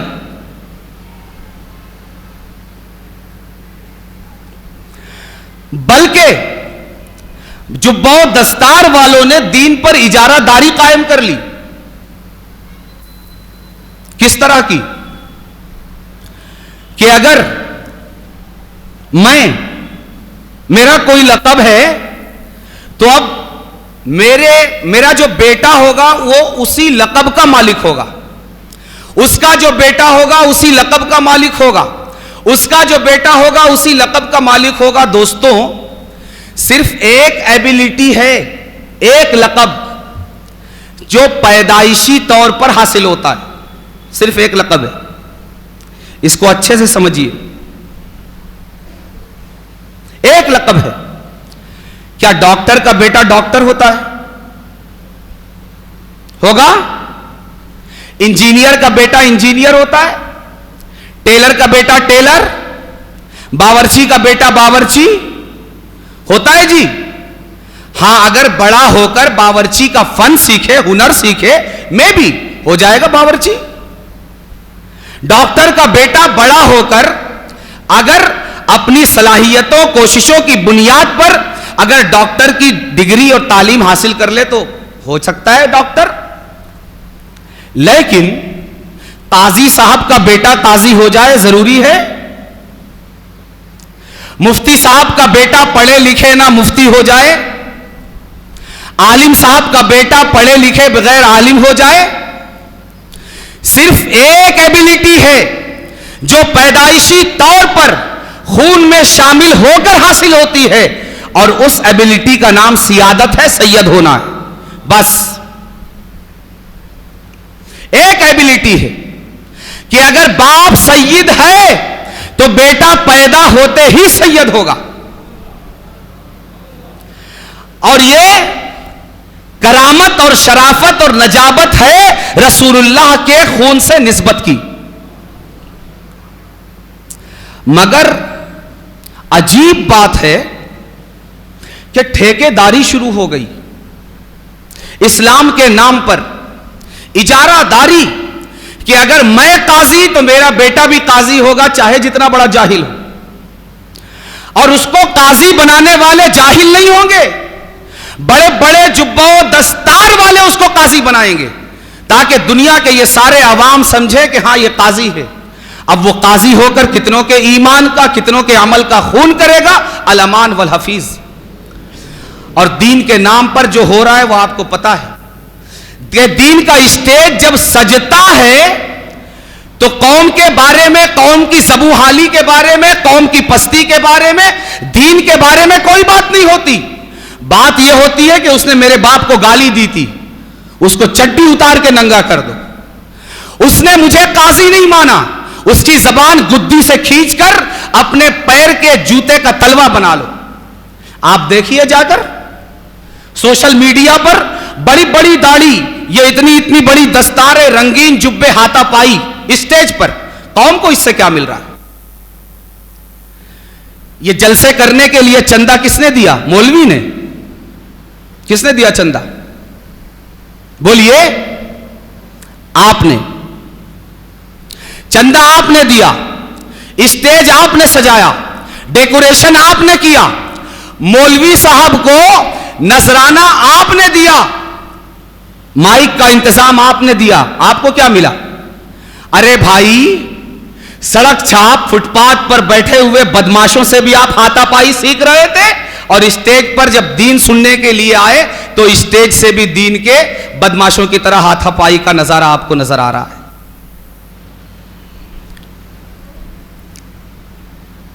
खुदा के लिए हुसैन के किरदार से और करबला के किरदार से यह पैगाम जरूर हासिल कीजिए। एबिलिटी जरूरी है, क्वालिटी जरूरी है, सलाहियत जरूरी है। इसीलिए आज आप देखिए कि हिंदुस्तान में मौजूदा हुकूमत ने इस्लाम का कौन सा कानून और कौन सा शोशा और कौन सा गोशा है कि जिस पर हमला नहीं किया है। आपको हर शहर में इस्लाम के नाम पर क़यादत करने वाले मिल जाएंगे, हैं कि नहीं? मुझको कायद मानो, मुझको कायद मानो, मुझको कायद मानो। एक कायद बताइए, एक कायद कि जिसने आपकी रहनुमाई इन सारे मसाइल में खड़े होकर की हो। वो ये ऐलान तो जरूर करता है कि गौसे आजम का हम शबी ये नहीं है, ये है, इसलिए कि इससे दुकानदारी चलेगी, इससे बिजनेस बढ़ेगा। वो ये तो जरूर बताता है कि इसने मेरे अब्बा को नहीं माना तो इसका ईमान रहेगा या नहीं, मेरे दादा को तस्लीम नहीं किया तो मुसलमान रहेगा या नहीं, مجھ کو میرے لقب کو تسلیم نہیں کیا تو مسلمان رہے گا یا نہیں؟ مگر وہ مسلمان بہن، وہ مسلمان بیٹی جو مسلمانوں کی بد کرداری اور بد عملی کی وجہ سے اور کم علمی کی وجہ سے اسلام کا دامن چھوڑ کر جا کر کفر کے دامن میں پناہ لے رہی ہے، اس کے پیروں میں اسلام کی زنجیر کس طرح ڈالی جائے یہ آپ کو آپ کے کس قائد نے بتایا؟ آپ کو یہ بولنے والے قائد مل جائیں گے کہ ارتداد کا فتنہ بہت کم ہے، آپ لوگ ہوا کھڑا کرتے ہو۔ رسول اللہ نے تو ایک شخص کے ایمان کی قیمت یہ بتائی کہ اگر ساری دنیا کی نعمت مل جائے تو ایک انسان کے ایمان کے مقابلے میں وہ کم ہے۔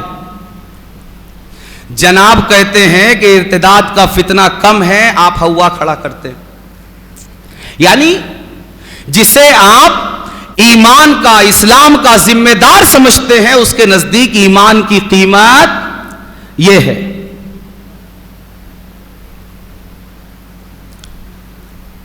یہ کب ہوتا ہے؟ جب ہم صلاحیت دیکھ کر انتخاب نہیں کرتے۔ ہم جب امام کا انتخاب کرتے ہیں نا، میں ایسے لوگوں کو دیکھ چکا ہوں جو کہتے ہیں تھوڑا ڈیل ڈول والے امام صاحب ہونے چاہیے، اچھے کھائے پیے ہوئے، داڑھی تھوڑا گنجلک ہونی چاہیے، گھنی، چہرہ تھوڑا باروب ہونا چاہیے۔ ارے بھائی ایسے چاہیے تو پھر آپ فلم انڈسٹری میں جائیے، صورت دیکھنا ہے، اگر دین کی امامت کے لیے شکل دیکھنا ہے، صورت دیکھنا ہے، فلم انڈسٹری میں جائیے۔ آپ یہاں کیوں آئے؟ اور جب صورت دیکھ کر امام کا انتخاب کرنا ہے تو پھر یہی امام آپ کو ملے گا جو فتنہ پھیلائے گا، جو آپ کو علم نہیں، آپ کو شعور نہیں، آپ کو فکر نہیں، بلکہ وہ صرف آپ کا امام نہیں بلکہ آپ کا غلام بن کر رہے گا۔ اسے اللہ کا خوف نہیں، آپ کا خوف رہے گا۔ میں نے ایسے اماموں کو دیکھا ہے، اپنے اطراف میں دیکھا ہے کہ انہیں سیٹھ صاحب کا اتنا خوف ہوا جتنا خدا کا خوف نہیں ہوا۔ میں نے دیکھا ہے۔ تو جب جنہیں ہم اپنا قائد مانتے ہیں، ہم اپنا رہنما مانتے ہیں، ہم اپنا مقتدا تسلیم کرتے ہیں، جب ان کی خدا خوفی کا عالم یہ ہے تو ظاہر ہے ہمارا تو عالم یہ ہونا ہی ہے۔ یہ کیوں ہوا؟ اس لیے کہ ہمیں انتخاب میں اسٹیج پر جو مقرر چاہیے دیکھنے میں اچھا ہونا چاہیے۔ ہائے رے ہائے، اگر رسول اللہ یہی پیمانہ دیتے تو پھر بلال حبشی کبھی کعبے کی چھت پر کھڑے ہو کر کلمہ توحید بلند نہیں کر سکتے۔ رسول اللہ نے یہ نہیں دیکھا، رسول اللہ نے یہ دیکھا دل کس کا اچھا ہے، خوف خدا کہاں زیادہ ہے، کردار کی دولت کہاں ہے، اخلاق کی دولت کہاں ہے، اور رب کی خشیت اور خوف کی دولت کہاں ہے۔ آج ہر ایک کھڑا ہوا ہے، آپ ذرا کسی کے بارے میں اللہ کی خاطر بھی اگر بول دیجئے، ایک تو کوئی بولے گا نہیں، آپ کو سید کے بارے میں ضرور بتانے والے 10 مل جائیں گے، سید ایسا ہونا چاہیے، سنا ہے کہ نہیں؟ مگر ایک مولوی نہیں ملے گا جو آپ کو مولوی کے بارے میں بتائے کہ مولوی ایسا ہونا چاہیے۔ کیوں؟ اس لیے کہ سب ایک حمام میں ہیں۔ کیوں؟ اگر نسب صحیح چاہیے، علم صحیح نہیں چاہیے؟ کیا رسول اللہ نے کہا ہے علم جیسا ہو چلے گا؟ نہیں، ایک علم ایسا بھی ہے جس سے رسول اللہ نے پناہ مانگی ہے، یہ وہی علم ہے جو سنیت میں آگ لگا رہا ہے اور سنیت کو تباہ و برباد کر رہا ہے، یہ وہی علم ہے۔ رسول اللہ نے علم سے پناہ مانگی اسی طرح جیسے شیطان سے پناہ مانگی جاتی۔ یہ کون سا علم ہے؟ جو نفع پہنچانے والا علم نہ ہو۔ آپ سید کے بارے میں تو بتاتے ہیں، سید ایسا ہونا چاہیے تو تعظیم کی جائے گی، ابے سید جیسا بھی ہو اس کی تعظیم کی جائے گی. کیوں؟ اس لیے کہ سیادت اس کی داڑھی کا نام نہیں ہے, سید اس کا بال نہیں ہے, سید اس کی ٹوپی, اس کی پگڑی, اس کی دستار نہیں ہے, سید اس کا جبہ نہیں ہے, سید اس کا پاجامہ نہیں ہے, سید اس کا علم, حتیٰ کہ سید اس کا عمل, حتیٰ کہ سید اس کا کردار بھی نہیں ہے. سید اس کی نسبت ہے, داڑھی ہو یا نہ ہو, ٹوپی ہو یا نہ ہو, دستار اور جبہ ہو یا نہ ہو, کردار ہو یا نہ ہو, سید اس کی نسبت ہے. داڑھی نہیں ہے, نسبت ہے یا نہیں؟ کیا داڑھی کٹنے کے ساتھ نسبت بھی کٹ گئی؟ ہاں, آپ میں سے شاید کچھ کہیں کٹ گئی, رسول اللہ کہتے ہیں نہیں کٹی. آپ کو یہی سمجھایا گیا. کیوں؟ اس لیے کہ جب دین کے ان دکانداروں نے دیکھا, دین کی ان تجارت کرنے والوں نے, کہ رسول اللہ کے خانوادے کے ساتھ اس امت کی بے لوث محبت ہے, بے لوث محبت ہے, یہ صرف سنتی ہے کہ یہ سید ہے, اس کے قدموں پر قربان ہو جاتی ہے, اور یہی دین کی تعلیم ہے. تمہارے باپ نے اگر دین کی تھوڑی خدمت کی ہے, تم نسلن بعد نسلن اس خدمت کا پھل کھانا چاہتے ہو, اور جس کے باپ نے کربلا میں اپنا سب کچھ قربان کر دیا, اس کی نسل نسلن بعد نسل پھل نہیں کھا سکتی. بولیے, تم اپنے باپ داداؤں کے نام پر پلنا چاہتے ہو, کیا حسین کی اولاد اپنے باپ دادا کے نام پر پلنے کا حق نہیں رکھتی؟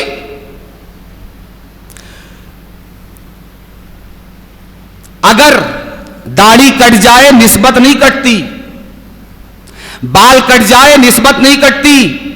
اپنے شعور, اپنے فکر اور اپنی معلومات کو درست کیجئے.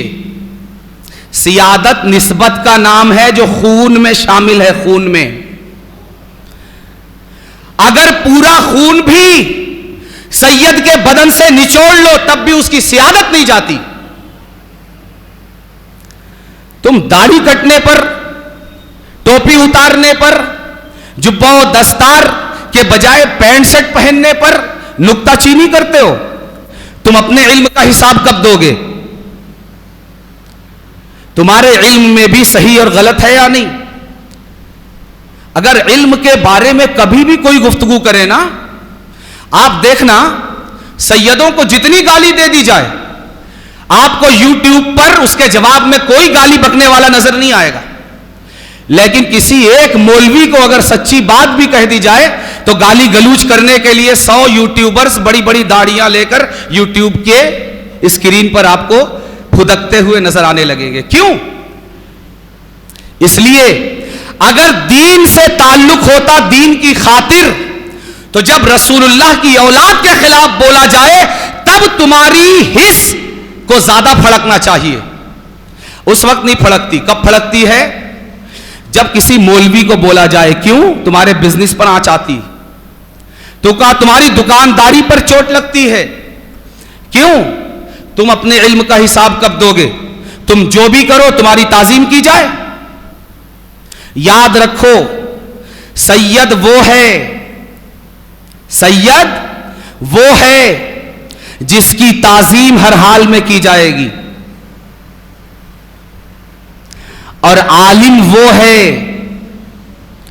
جس کا علم نفع بخش ہو تو تعظیم کی جائے گی, نفع بخش نہ ہو تو تعظیم نہیں کی جائے گی.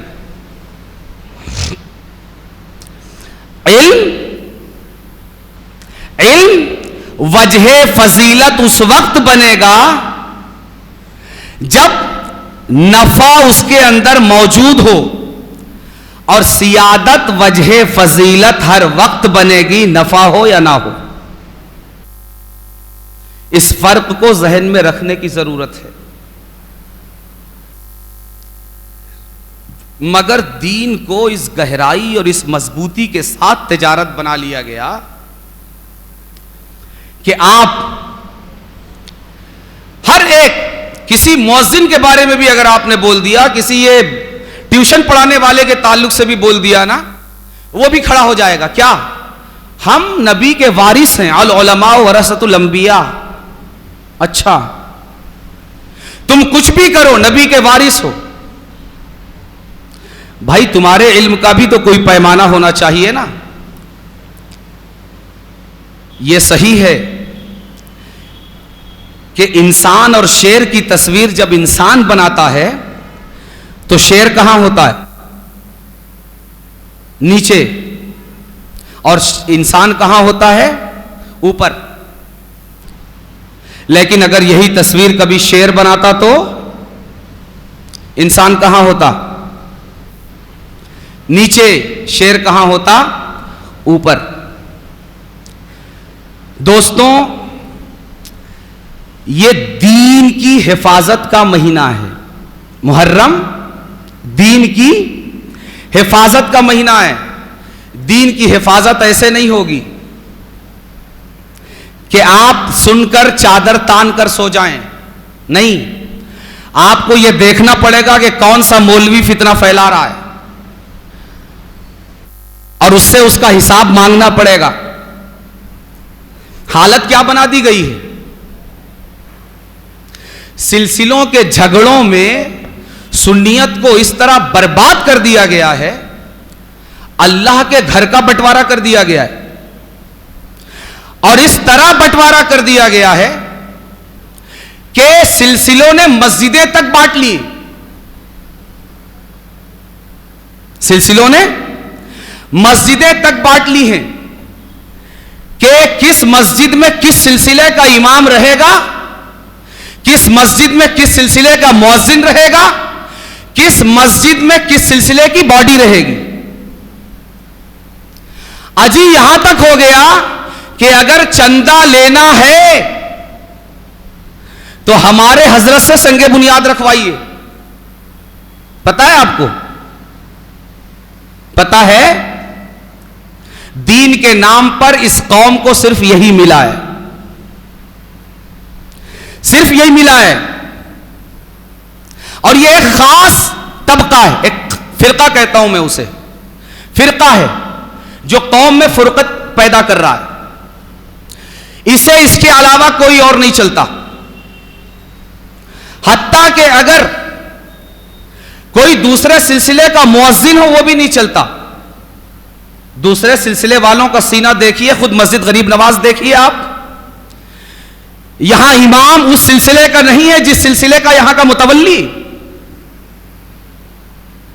آپ دیکھ رہے ہیں یہاں کا متولی اشرفی ہے، امام اشرفی نہیں ہے، مؤذن اشرفی نہیں ہے، نائب امام اشرفی نہیں ہے. یہ سینہ دیکھیے. اور یہ اصل دین ہے، اور دین کی اصل یہ تعلیم ہے، اور ان کے بڑوں کی یہ تعلیم ہے. اور بڑوں کی اگر تعلیم دیکھنا ہو تو چھوٹوں میں نظر آتی ہے. آپ دیکھیے، شاید کچھ کہیں میں فتنہ پھیلا رہا ہوں. فتنہ نہیں، فتنے کو ختم کرنے کی بات کر رہا ہوں. چوٹ لگنا غلط ہے، چوٹ پر انفیکشن نہ ہو اس لیے انجیکشن لگانا غلط نہیں ہے. آپ آنکھ کھولیے، آپ کے قائدین آنکھ کھولنے والے نہیں ہیں کیا؟ چندہ وصولتے وقت بھی مسجد کے ذمہ داروں نے، اس سلسلے سے تعلق رکھنے والوں نے یہ اعلان کیا تھا کہ ہم کو صرف ان کا چندہ چلے گا، ہمارے سلسلے والوں کا. چندہ کیوں وصول کرتے ہو سب سے؟ جب امام دوسرا نہیں چلتا، تم کو سلام میں نے ایسے ایسے دین کی دکانداری کرنے والے دیکھے جو سنتیں پھیلانے والی تنظیموں سے 40 50 سال سے تعلق رکھتے ہیں، مگر ان کے کردار اور اخلاقی پستی کا حال یہ ہے کہ اگر آپ دوسرے سلسلے کے ہیں تو آپ کے سلام نہیں لیتے، آپ کا جواب نہیں دیتے.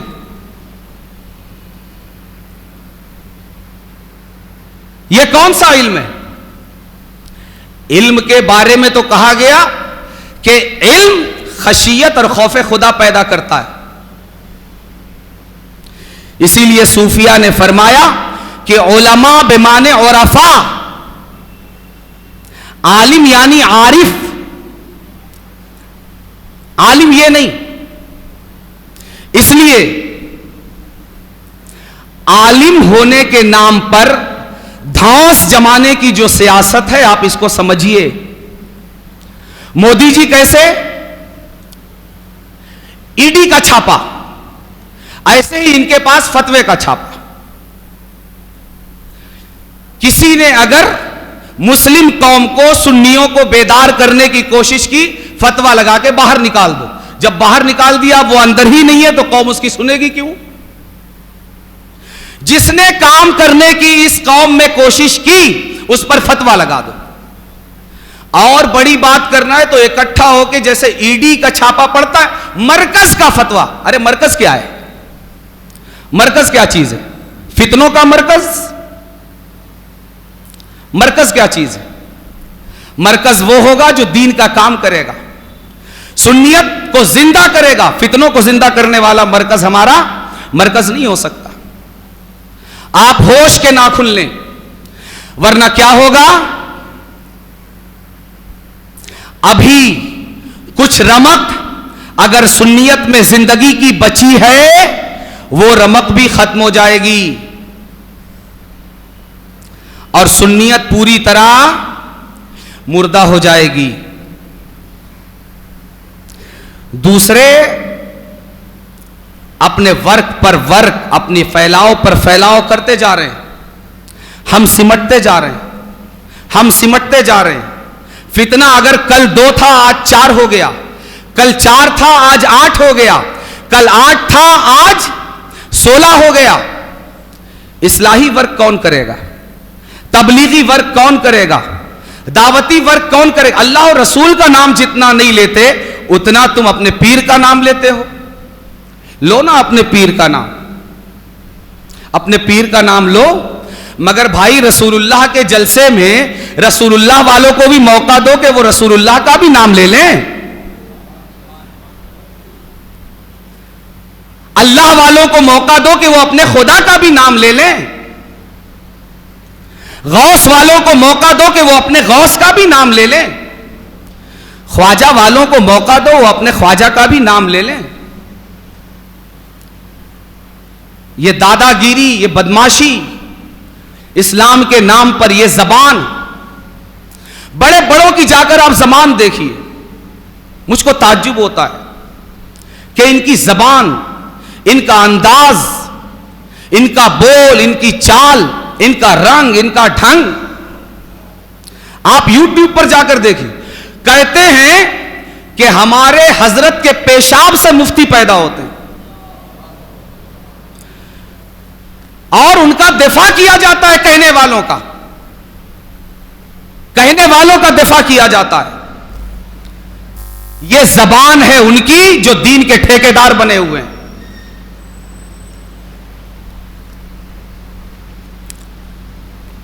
मैं तो नहीं समझता कि यह इल्मे नाफे का नतीजा हो सकता है। मैं नहीं समझता कि यह इल्म का समरा हो सकता है। इसलिए कि आज अगर किसी की उम्र 35-40 साल है तो उसने सुन्नी मुआशरे की संजीदगी भी देखी होगी 2-4 साल, कि क्या संजीदगी थी। हमारे जलसों का रंग देखा होगा, हमारे स्टेजों का ढंग देखा होगा, अंदाज देखा होगा, और उसके बाद आज के जलसे जुलूस का अंदाज भी देखा होगा और देख रहे होंगे। यह क्यों हुआ? इसलिए कि जब सच्चे सो जाते हैं तो फिर झूठों की हुकूमत आती है। जब हकदार सो जाते हैं तो फिर नाहक की हुकूमत होती है। आपको जागना पड़ेगा, आपको बेदार होना पड़ेगा। आप इतना होने के बाद भी आपका सीना और आपकी बाहें अगर हर पीर के मुरीद के लिए खुली हुई है तो आप नाज कीजिए अपने पीर पर जिसने आपको यह तालीम दी है। और वो मुरीद जिसे दूसरे पीर के मुरीद नहीं चलते, वो सिलसिला जिसे दूसरे सिलसिले के मुरीद नहीं चलते, वो अफसोस करे अपने पीर की तालीम पर और खुद अपने आप पर कि उसके पीर ने उसे क्या सिखाया है और उसके सिलसिले ने उसे क्या सिखाया है। यह तुम्हारा कसूर नहीं, यह तुम्हारे तरबियत करने वालों का कसूर है। اس تربیت پر تف ہے. یہ اسلامی تربیت نہیں ہو سکتی, کچھ اور ہو سکتا ہے. اس لیے حسین سے یہ درس بھی لینا ہے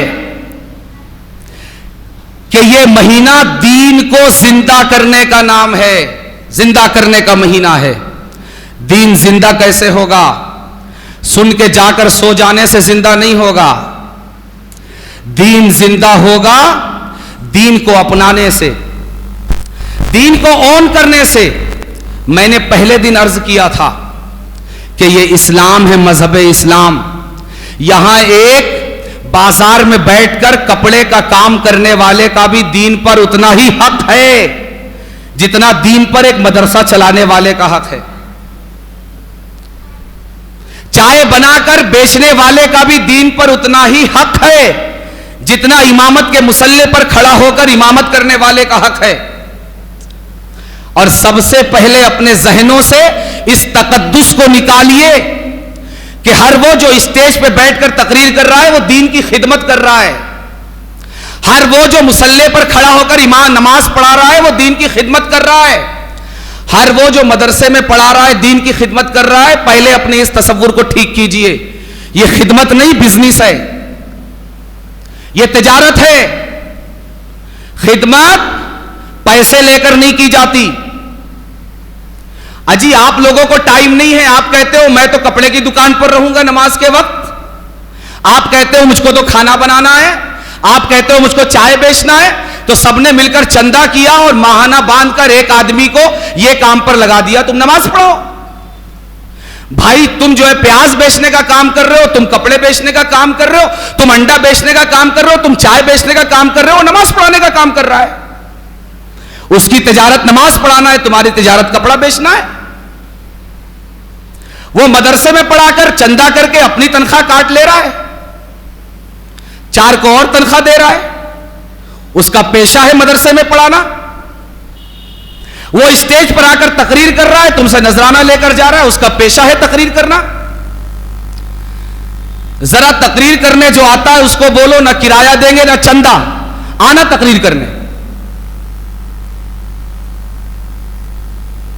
بولو نا جی.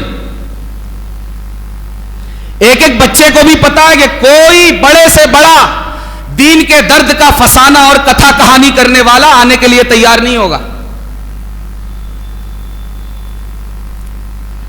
تو اس تقدس کو ختم کیجئے اور اس تصور کو ختم کیجئے کہ یہ دین کی خدمت ہے. یہ خدمت نہیں, تجارت ہے. بری بات نہیں ہے, برا یہ ہے کہ اس کو خدمت مت کہیے, تجارت کہیے. تاکہ تقدس کا جو ایک تصور ہے, کیا ہوتا ہے جب آپ خدمت کہتے ہیں نا تو یہ سمجھ میں آتا ہے کہ یہ بالکل دھلا دھلایا سچا انسان ہوگا, اللہ والا, اس لیے کہ اللہ کے لیے کر رہا ہے. خدمت کا مطلب یہ ہے. اب آ کر یہ جو بھی بولے گا وہ سچی بات ہے اور سچائی ہے, اور اسی بھرم میں سنیت کا ملیا میٹ ہوتا جا رہا ہے. وہ اتنی بڑی کلغی نکال کے ہمارا باندھ کے آتا ہے, جو چاہتا ہے بول دیتا ہے, قوم سمجھتی ہے ایک دم سچا ہے, سچا بول رہا ہے, بات ختم. ارے وہ بھی تمہاری طرح تاجر ہے بھائی. تمہاری دکان بن کر کے تم جلسے میں آئے ہو, اس کی دکان اب کھلی ہے اور تم سے اچھا بزنس اس کا ہے. تم خون پسینے 10 گھنٹے جب دکان پر بیٹھ کر کھولتے ہو دکان نا, تب مہینے کے اخیر میں 25,000 اور 50,000 کماتے ہو. وہ 1 گھنٹہ تمہارے دین اور سنیت کو نقصان پہنچا کر تم سے 50,000 روپے لے کر جاتا ہے.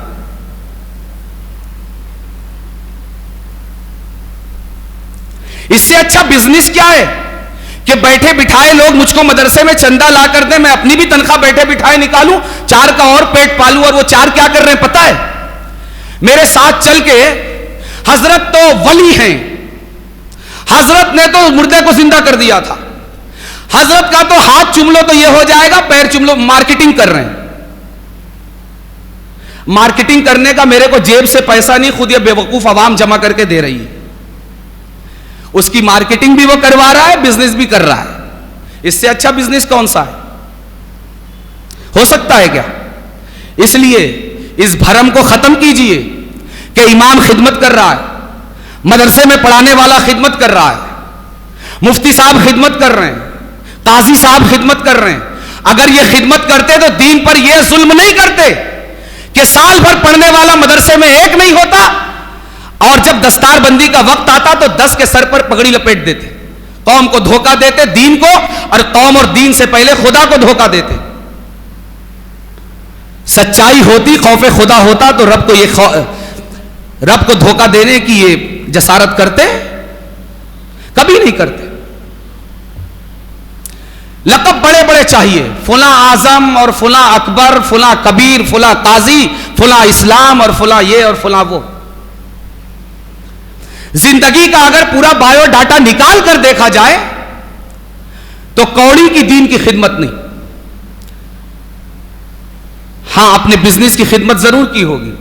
ہاں, صوفیہ سے اتنا لیا, صوفیہ سے کردار نہیں لیا, صوفیہ سے اخلاق نہیں لیا, صوفیہ سے دین سے بے رغبتی نہیں لی کہ صوفیوں نے پوری زندگی قوم کے لیے, دین کے لیے قربان کر دی مگر قوم سے کچھ وصولہ نہیں. صوفیہ سے یہ نہیں لیا, صوفیہ سے پیری مریدی لے لی. کیوں؟ بزنس کا اس سے بہتر راستہ کیا ہے؟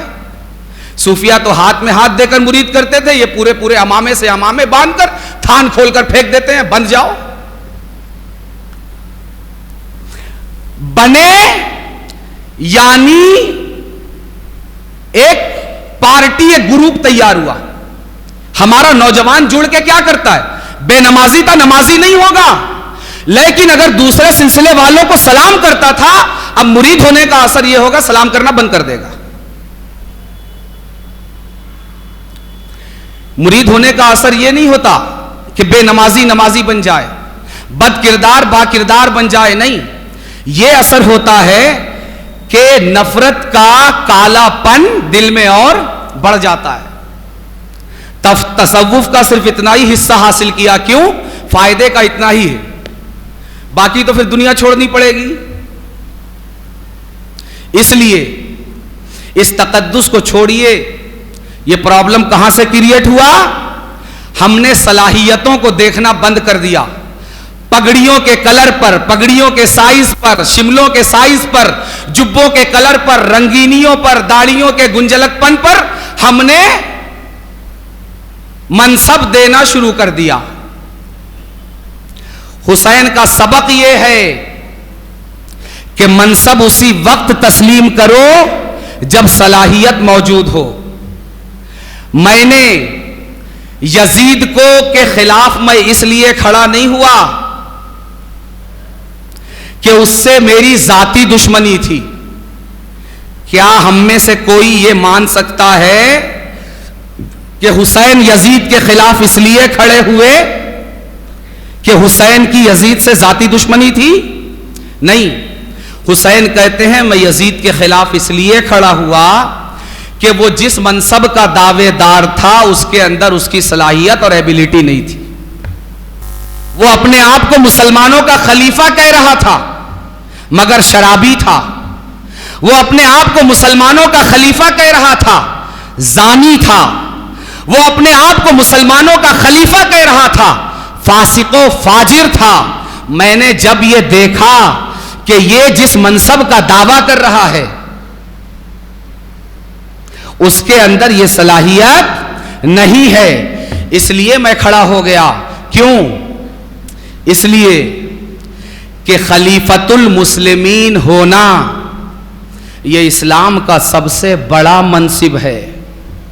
اسلام کا سب سے بڑا منصب ہے. پھر مفتی ہونا اسی کی ایک شاخ ہے, قاضی ہونا اسی کی ایک شاخ ہے, عالم ہونا اسی کی ایک شاخ ہے, امام ہونا اسی کی ایک شاخ ہے. اگر وہاں میں روک نہیں لگاتا تو قیامت تک کے لیے امت میں فساد مچ جاتا.